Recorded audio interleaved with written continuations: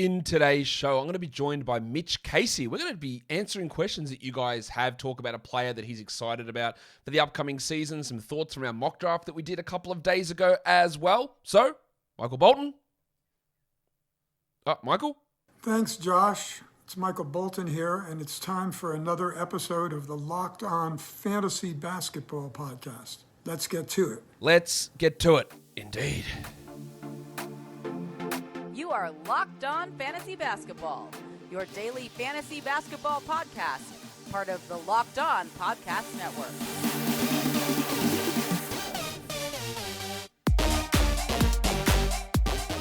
Hello and welcome to the Locked On Fantasy Basketball Podcast, brought to you by Basketball Monster. My name is Josh Lloyd, and I am the lead fantasy analyst at basketballmonster.com and at Yahoo Sports Australia. And you can find me on Twitter, as always, at redrock_bball, and on Instagram at Locked On Fantasy Basketball. Thank you for making Locked On Fantasy Basketball your first listen every day. We are free and available on all platforms. Today's episode is brought to you by BetOnline. BetOnline has you covered this season with more props, odds, and lines than ever before. BetOnline is where the game starts. All right, we're going to be talking with Mitch Casey from the Ball Boys. You've seen him on the show before. You've seen his YouTube channel. I'm sure he's all over the place doing fantasy stuff. So we're just going to answer a few questions, a general chat about fantasy from two Aussies. So be prepared for the accents. Warnie. Let's get it on, Gilly. All right, let's bring him back in. Here he is. Mitch Casey is here back on the show. Mitch, welcome back. G'day, Josh. Good to be back on as always. And I think we've got a bit of discussion on the other mock draft that we had the other day. So I'm keen to get stuck into it today. Yeah, we'll chat a little bit about that. We did a mock draft. You were in that. There was you, me, 6 other fantasy analysts, and 4 of my Twitter followers jumped into that as well. A mock draft. You would have seen it on the channel or you've heard the audio of it. But just address a couple of things or just some takeaways from that we'll get to. We'll talk about a player that you're pretty interested in this upcoming season, as well as taking some questions that people threw our way. Let's actually, should I start with the mock draft? Yeah, let's start with just talking a little bit about that mock draft from a couple of days ago. Do you have any major takeaways from what you saw in that mock draft? Well, it was the first mock that I had done this season. So I was I think I said on our podcast, I was sort of watching and learning and sort of getting some takeaways and seeing where people went. Outside of a few crazy picks, I think like a Kongu and there was a few other really wild ones that took me by surprise. It kind of fell in line a little bit with sort of how I was seeing things happen. I was surprised to see a couple of the older guys fall. I think Jimmy Butler was someone who fell a little bit. Draymond Green was one in the later rounds. I think Kyle Lowry as well. So I think a lot of those older guys that maybe are a little bit less exciting seem to be falling in people's minds. But I think there's still a bit of value on those guys because I don't see a huge minutes drop off for any of them. That would be one major takeaway that I had. And then the other thing was just the builds of different teams are interesting. I think that there was a few different like punt strategies going into the draft. I really liked B-Dub's punt free throw build team that he had when he drafted Anthony Davis with Karl Anthony Towns, and I also like Adams' punt field goal team that he got. He seemed to get a lot of value with Vassell and a few other guys. The guy who we're going to talk about soon, Jabari Smith Jr, sort of fit really nicely into his team. So I think there was a few really strong punt teams that managed to get a lot of value when they leaned really heavily into their punt strategies. Yeah, I tend to agree with you with the older guys, and the Jimmy Butler one was pretty surprising to me. Like, he was like a second-round player per game. We know that there's going to be a lot of issues with injuries with him. He's one of the guys that just consistently gets injured every year with lower body stuff. It just always happens to him. But him in the 4th round felt too far to me. I think he should go in the 3rd round in most cases, if not 2nd. I think Kyrie fell to pick, 15?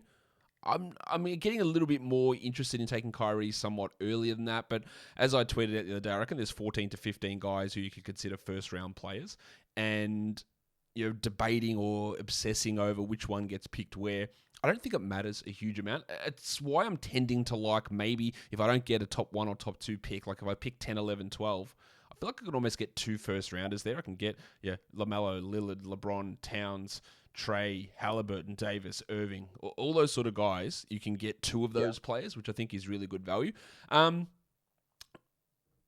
You took Kevin Durant at pick 7 in that draft. I was surprised that he was there, to be honest. So was I. And I said it on my show when I was recording. I said, wow, this is crazy. Like, I would take Kevin Durant top 4. I think he's in the mix for top 2. And people go, how can you possibly have him that high? So there seems to be a lot of debate around him. There's a lot of debate around James Harden, who I'm saying I'd take top 5, no worries. People go, no, I wouldn't even consider him in the first round.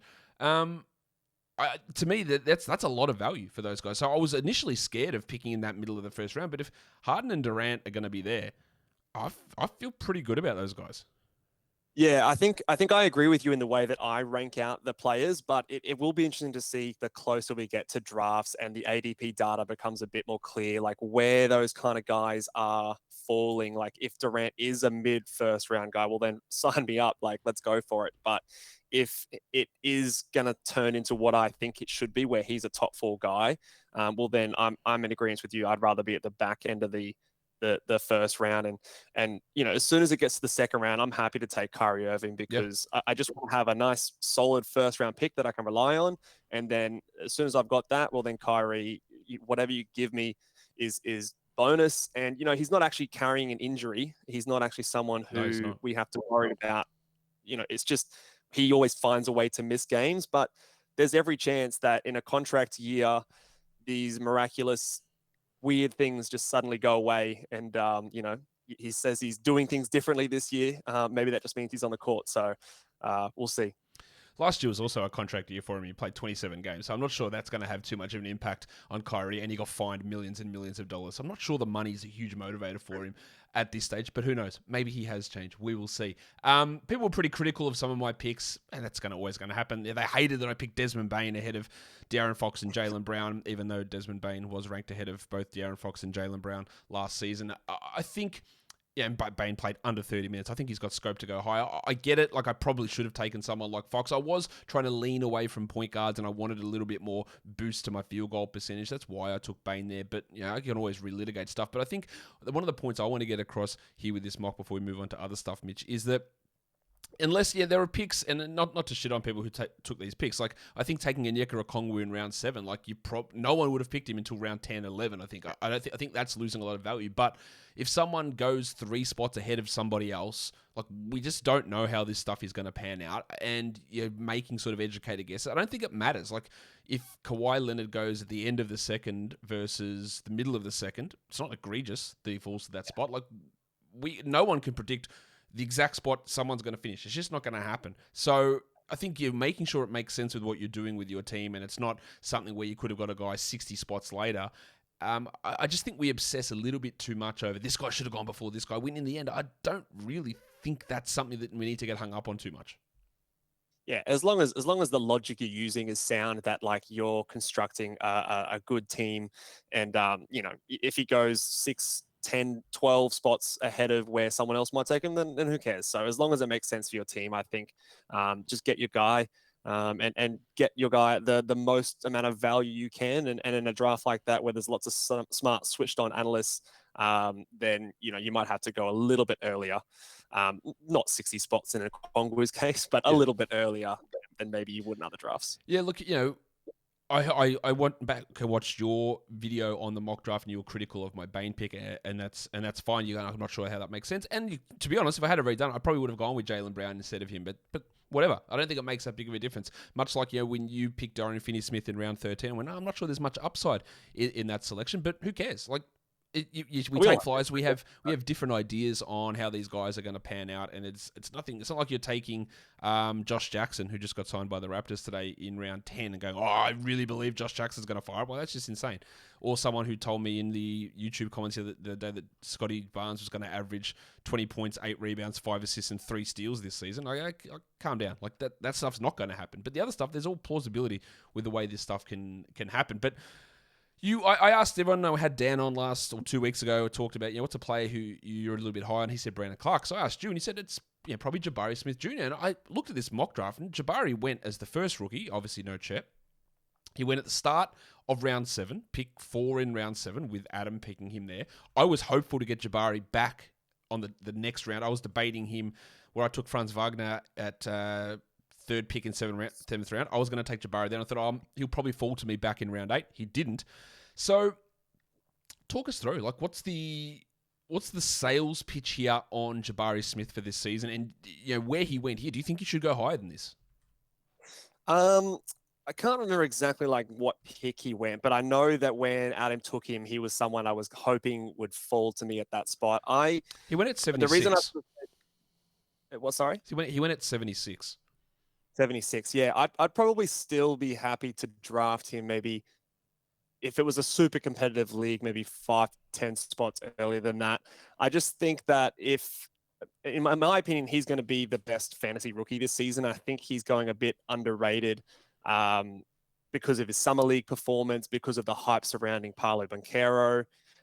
He was the 3rd pick when originally he was going to be the 1st in the lead up to the draft. So there's like this perception, I believe, of his value kind of falling, but he's got a really, really friendly fantasy game outside of the field goal percentage, which I think might be a little bit rough. But if you punt that category, I see top 50 upside with him. He's going to give you high volume of threes. He's going to give you good rebounds. He'll give you close to a steal and a block per game. The free throw percentage should be pretty nice. The point should be, I think, in the mid to high teens in his rookie year, with a lot of attention going towards Jalen Green. I think he just landed in a really, really good situation for him. Much better situation than if he would have been drafted at Orlando. And I think in Yahoo's rankings, their most recent update, he's like in the 90s. Yeah, I think he's ranked 96. behind a Keegan Murray, behind a Paolo Banchero. Yep. And I just see way more upside in him compared to those other guys because his fantasy game is just much more friendly, and it's an easy punt strategy with him as well. He does have a very fantasy-friendly game. And when you said you think he's going to be the most fantasy-friendly rookie, I went, I'm not sure about that. Then I went and looked at my own projections, and I have him projected as the number 1 fantasy rookie. So there you go. I have him slightly ahead of Paolo. I've got Paolo projected to average 16 points. I think Paolo could push to 20. I'm not sure that Jabari could. And so look, I think they're really close. If Paolo's going to go ahead of him in most cases, but I don't have a problem with Jabari going there. So I actually have Jabari projected as 76th, and he went as 76th in this mock draft. So it was actually bang on. But his Yahoo ADP is actually sitting at 128 because they had him ranked at like 480th or whatever it was, or 270th or something crazy before they made that update. So he's an interesting player. You're right. His steals and blocks are going to be good. Rebounds are going to be good. Good 3-point volume. Pretty good free throws. You're going to have to worry about efficiency because he was pretty poor with his 2-point shooting last season at Auburn as well. But he is an interesting guy. And I think, it's always... And I'm going to talk to Alex Reclean on this show at some point because he hates drafting rookies. We'll never draft one in the top 100. And I think I'll argue this with him, but I think we've proven a little bit over the last few years, Mitch, is that there's going to be multiple rookies that finish in the top 100, and once we get outside this top 50, top 60 range, I've got no problem with taking flyers on. Like, this is the range that I was taking LaMelo Ball in his rookie season, Cade Cunningham in his rookie season, and I just don't have any problem taking guys at this spot. Yeah, historically, the best rookies are always those big guys who can block shots and shoot decent free throw percentage. Towns, Porzingis. Towns, Porzingis, Anthony Davis. Yep. I'm pretty sure Towns was like a first rounder in his rookie year. It's pretty close to it. Yeah. Davis was like a 2nd or 3rd round pick. So these guys and Chet would have been something similar had he obviously not injured himself. So it's not unheard of to see these rookies have great seasons, and players like a Paolo and a Jabari fit that mold very similar. It's the guards that really usually struggle with high turnovers, poor field goal percentages. It's like Jaden Ivey. It's harder for them to adjust to the league, in my opinion. Whereas sometimes it seems like the narrative is the opposite, that the big guys are slower. I think evidence actually shows that it's more the guards that struggle, especially if they don't have those high steal and block numbers to boost their value. Yeah, that's why I'm worried about someone like a Benedict Mathurin, because if you don't score, what are you doing? You're Jalen Green, the 300th best player for the first 4 months of last season. He's not as good as Jalen Green. Is he? Jaden Ivey is going to be a similar boat. I think you take them with your last pick, but I reckon they'll be droppable almost first week, and you won't want to pick them back up until February, is usually the way that sort of goes with those sorts of players. We're going to talk a few more questions in a second. Mitch, before I do that, I'm going to tell you guys that BetOnline is your number one source for all pro and college football betting needs and sports info this season. College football is actually starting for real, coming up in a couple of days, so you can find all of the latest football league developments, game matchups, news, podcasts, including this year's opening week games. NFL next week, college football this week. BetOnline is also your continued source for your sports wagering information, including live betting, esports, and scores. Mitch, do you have an NFL team that you support? Well, I'm a Celtics fan, so I sort of half support the Patriots, although I struggle to get up at 4 o'clock in the morning every Monday to watch games. But yeah, the Patriots would be my team. Well, I know week 1, the Patriots are playing my Miami Dolphins, and that is at 3 a.m. our time. So yeah, I won't be getting up to watch that. But the Dolphins are actually favored by 3 points against the Patriots, which is pretty wild. But you can check all of those odds. They're all up at BetOnline. And it's the fastest and easiest way to check in on all of your favorite sports, including Major League Baseball, the MMA, boxing, and golf. So head to the website today or use your mobile device to learn more about the trends and the action. BetOnline is where the game starts. All right, question time.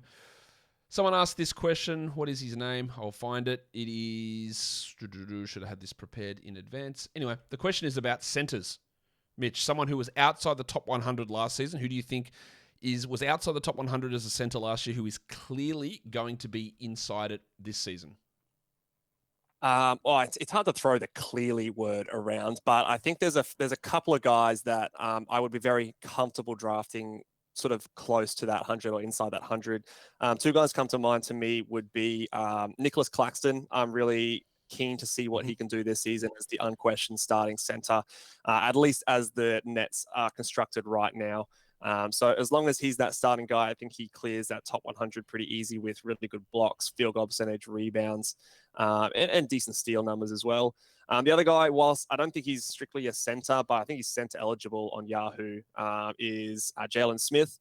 I think he should be a pretty safe top 100 guy, with Indiana already naming him as their starting power forward. So he's actually got really good rebound numbers, can shoot some threes, blocks are pretty good, percentages are nice as well. So I think those guys were outside the top 100 last season and should be pretty comfortably in there. Of course, you've got a few other flyer types that you could throw in the mix that might get there. Someone like a Zubac could sneak into the top 100 value, although I don't know if there's much upside beyond that. Someone who wasn't ranked at all, obviously, Walker Kessler is someone that comes to mind if he can get minutes in the mid-20s. But there's a bit of value with centers late in the draft and some flyer types. Okongwu is someone who could crack there if he gets the minutes, but I wouldn't be drafting him inside the top 100. Claxton was like 197th last season. Jalen Smith was 218, and I think both of those guys, Smith in particular, I think he's going to be a clear top 100 guy. Claxton, I think, is going to be sort of on the borderline. I've actually got a question about Claxton coming next after this, but to me, the obvious one, I'm surprised you didn't say it, Mitch, considering how upset you were you didn't get him in our mock draft the other day, Alperen Sengun. Oh, yes. That's an easy one, I think. Like, he's clearly top 100. So far in the 100 to me that I didn't even consider him. Now, he was ranked at a crazy 150 on Yahoo. He's now into 69 because they go too hard on things sometimes. I still think at 69 there's value in him, but I can see that ADP's at 104. It's going to keep coming in. And he's going to turn into guys like that we would love to take in a last round. Like Josh Giddey was one of those guys last season that, take him in the last round. Then his ADP starts coming into like 90 and you go, maybe it's getting too close. Darius Baisley, take him as a last round flyer. Then he started getting drafted in the 70s. Like, I don't want anything to do with that. I'm not sure Sengun's the same as that, but I worry that people are going to start grabbing him up in round 4 because they go, I've got to get him. He's the sleeper guy. And sleepers are only sleepers if you get them at value. Otherwise, they just become like every other player. And I think him in that 5th, 6th round, 7th round is totally understandable. But I think we've got to really be careful that it doesn't push to early 5th round or to 4th round in particular. Yeah, it reminds me of a few years ago when Mitchell Robinson was all the rage. And he was like, we're taking him. I think he got moved as high as like pick 25 or something like that crazy when we all were so excited about his block numbers, but he'd never actually done anything yet. So if it ever becomes a situation like that, that's where I'll push against. In the mock draft the other day I was considering Valanciunas and Sengun. I ended up just going with Valanciunas more because I was I had a couple of riskier picks with Lonzo. I think the round before I had Durant on my team. So I wanted something just a little bit safer, but in that kind of range, if you wanted a big guy that maybe gave you a bit more value in assists or steals and blocks, then like a Valanciunas, I could definitely see the argument for taking Şengün over that kind of a player. And to me, they're around that like 60 to 70 kind of range. So when you start to get to that top 50 zone, that's where I start to go, there's some more proven talent there that I'd rather take. Yeah, I don't think there's no way I'd be taking Şengün in the top 50, I don't think. We'll see what things happen. I think if I can get him in round 6 or round 7, I'd be okay with it, and there's still room for him to improve from there. But I feel pretty confident that he's going to bring at least that level of value back for this upcoming season. We do have another question about Claxton, which we are going to get to in a second. Mitch, before we do that, though, this is an announcement from, who's it from? NHTSA. They're saying, are you one of those people who thinks that it's okay to drive stoned? What's the worst that can happen? You end up driving below the speed limit. It's no big deal, right?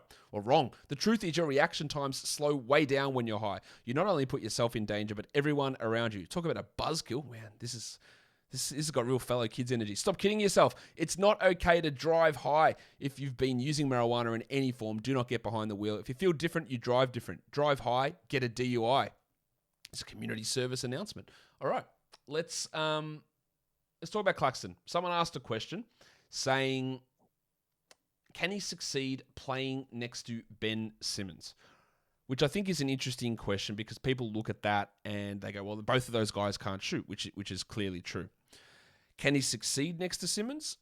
There are situations where you can have two guys who don't shoot on a court if your three other guys are elite shooters and those three other guys are unbelievably elite shooters. Kevin Durant, Kyrie Irving, and then take your pick. Is it Seth Curry or is it Joe Harris? Like these are 40% three-point shooting players, if not higher.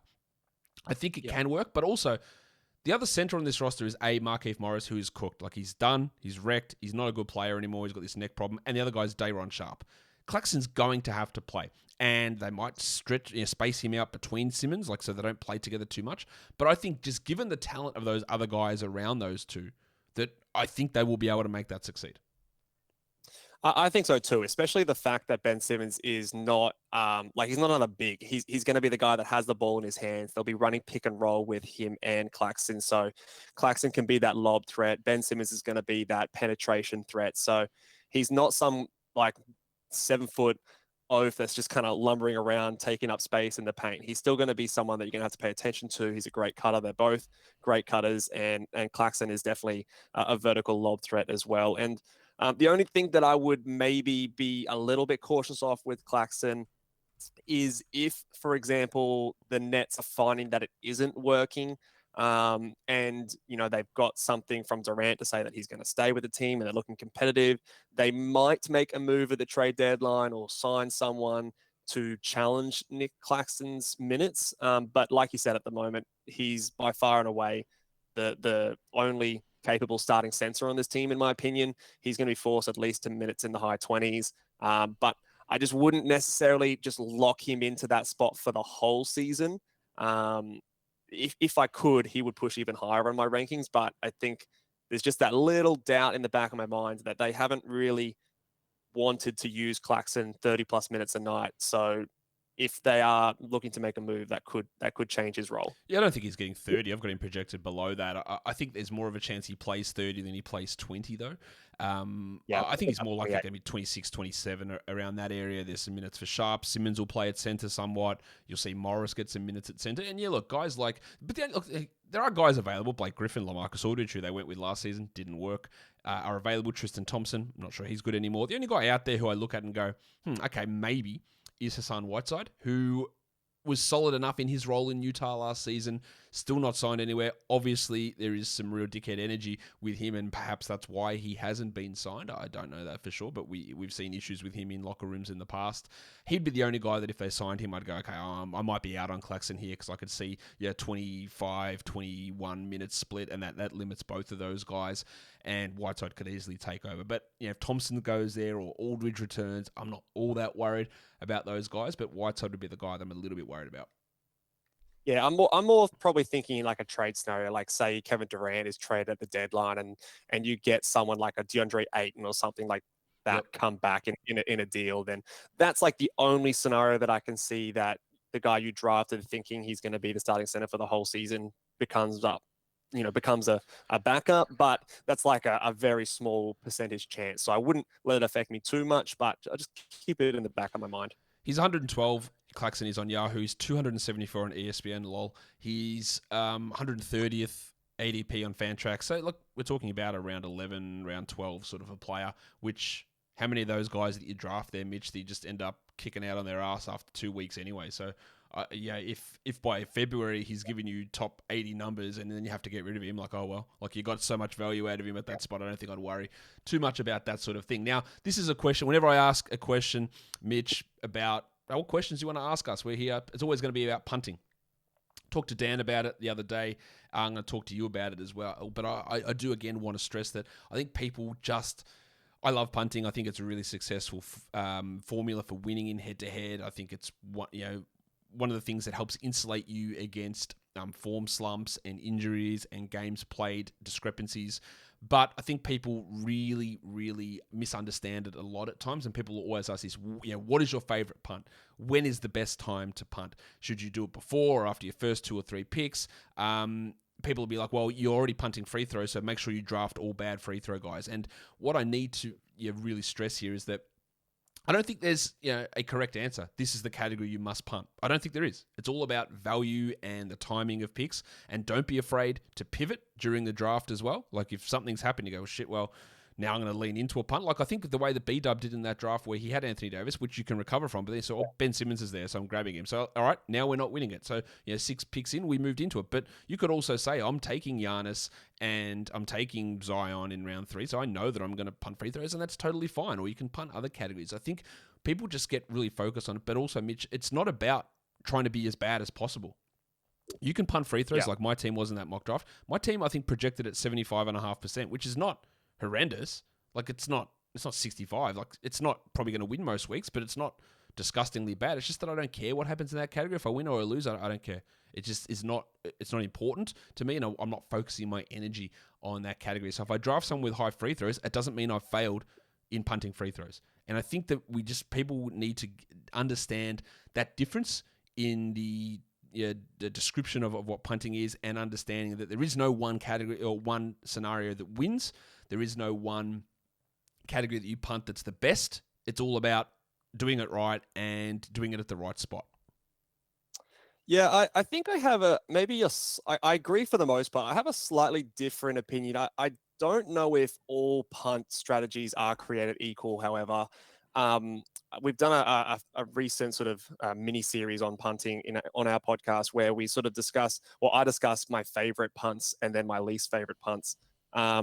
I think that there is more value to be found when you punt a category like field goal percentage or free throw percentage compared to something like a punt rebounds or a punt steals, because you can have someone who is just infinitely bad at a field goal percentage or a free throw percentage because true. It's you can negatively affect that category. Yep. And you can also positively affect. Whereas if you get 0 steals, you're not negatively affecting what you've already contributed to that category. So I think for that reason, those percentage categories are really popular, but they're really popular for a reason, because I think you get the biggest changes in value when you punt those categories. Like you get someone back in the day when it was DeAndre Jordan or Andre Drummond, they were 9 category ranks like outside the 100, but as soon as you turn that punt on, they rocket up to sort of top 30 or 25 because that category was such a large negative that it changed their value completely. So for me, I think that I usually try to, depending on the first couple of picks, I try to establish my punt strategy early on. I don't go into a draft going, I'm going to punt this, I'm going to punt that, because it depends on who falls for me. Like I took Kevin Durant at 7, not expecting him to be there. So it wouldn't really make sense for me to punt a field goal percentage because he's really good in that category. So I ended up going with a bit of a defensive stats punt with steals and a little bit of blocks, where I just wasn't kind of worrying about that as much. But if I had someone like a Giannis, I would definitely lean into that free throw percentage punt a bit more, because players will increase in value not to say that I'm looking for every bad free throw percentage guy, like you said, but it just naturally does boost those guys that have good stats outside of that poor category. So someone like a De'Aaron Fox, his poor free throw percentage weighs his value down, but he still gives you great points, assists, steals, field goal percentage for a point guard is really good. So that's just the way I think about it. Some categories that I don't like to punt are steals, rebounds, and I'm a bit on the fence about assists as well. I can see arguments for and against, but just because I find that your range of like steals, for example, you can either get like half a steal or two. Like there's such a small window there, so the value created from that punt is not as good as like a field goal percentage kind of thing. We could probably talk about this for an hour, but the rebounds, I agree. I think rebounds is one that I never even consider. It's basically impossible to isolate that category. The assist one, I actually think there's a lot of value in punting assists because we know that point guards drop off significantly. So when people are chasing those things, you can just stack up other categories and then grab someone to fill that position later on. I think that's a possibility. But on the steals one, I'm going to do a show on this, I think, tomorrow, talking about year-on-year statistical correlation. In terms of, if a player does one thing, like how does that number translate across to the next year? And the number that translated the least, that had the least correlation, was steals. So year-to-year similarity between steals was the lowest out of every category. And you're right. I make this, and this is why when I put my rankings and projections in, I like to downweight those low-volume categories, steals, blocks, and threes. Because, as you said, if you play 4 games during the week and get 4 steals, that's 1 steal per game. Actually a below average number, right?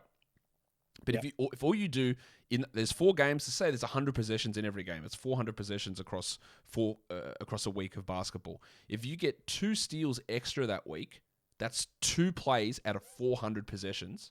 Well, let's make it 200 possessions because steals are obviously happening when you're on defense. So it's 2 plays out of 200 possessions during the week, and you get 2 steals there. Your steals go up from 1 per game to 1.5. And it probably bumps your ranking 40, 50 spots.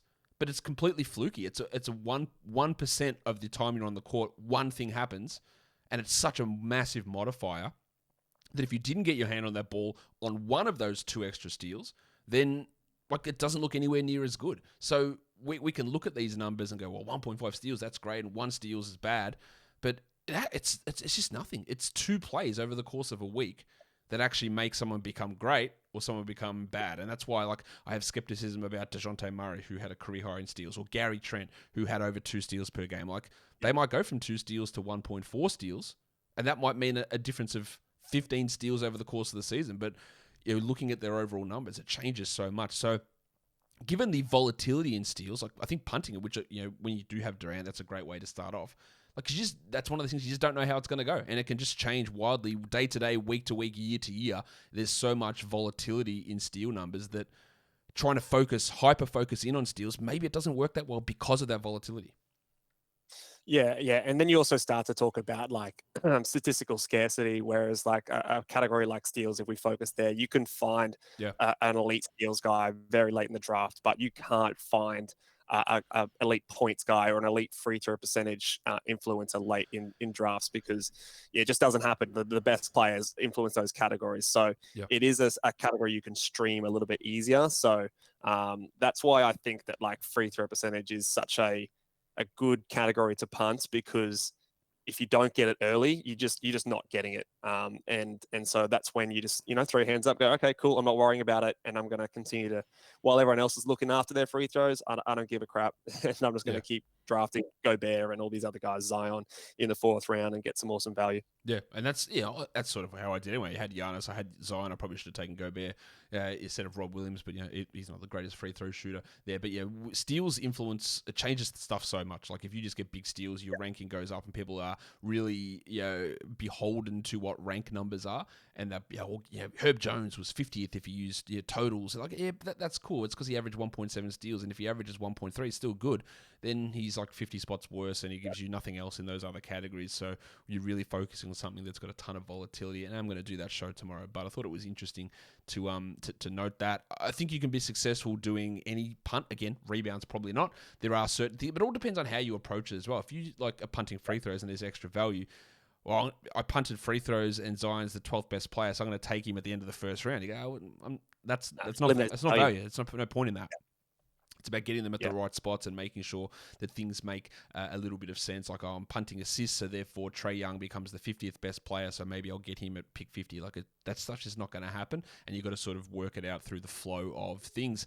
Mitch, I reckon that's time up. I reckon that'll bring us to the end of this show today. Hope you guys enjoyed what we were chatting about here. Mitch, tell us what you got cooking at the moment. Yeah, so some exciting news. We've actually just launched a new website for the Ball Boys, ballboysnba.com. You can go check it out. It's going to be basically a season guide, a new way for everyone to support our podcast and our YouTube channel.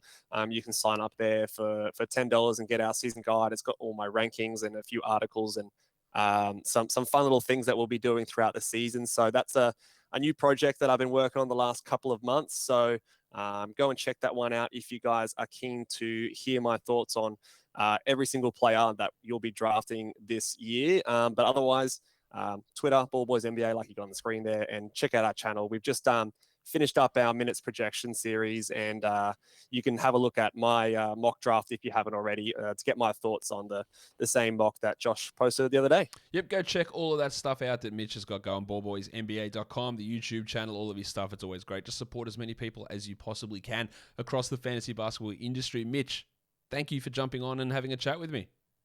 Thanks for having me, Josh. I appreciate it, man. Always good to chat to you. And that will do it for me today. Don't forget to follow this podcast on Apple Podcasts, Google Podcasts, Stitcher, Spotify, and on the Odyssey app. If you're here on YouTube, thumb it up. Leave your comments down below, guys. We are done here. Thank you so much for listening, everyone. See ya.